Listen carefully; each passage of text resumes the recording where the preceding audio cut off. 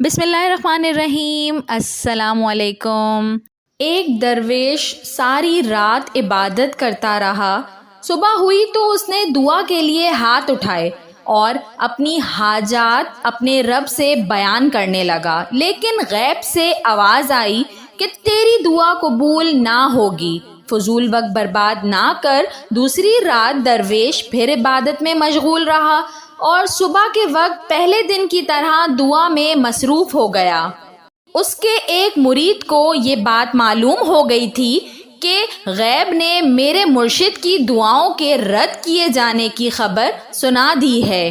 وہ درویش کو دعا میں مصروف دیکھ کر بولا، جب آپ کو معلوم ہو چکا ہے کہ دعا قبول نہ ہوگی تو کیوں مشقت اٹھاتے ہیں؟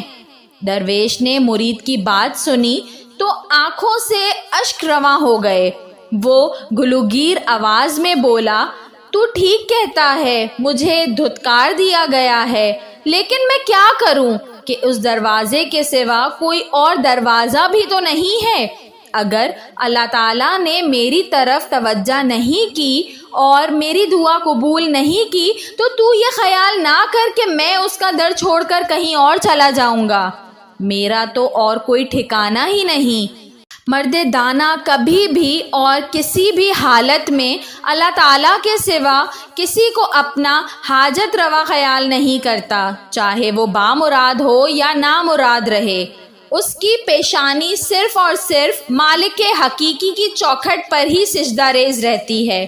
اگر دعا قبول نہ بھی ہو تو بھی اللہ سے نا امید نہیں ہوتا، بلکہ اپنی خامی سے آگاہ ہو کر پھر دستے دعا بلند کرتا ہے۔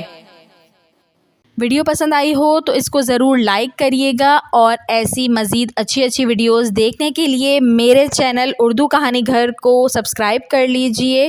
Thanks for watching. اللہ حافظ۔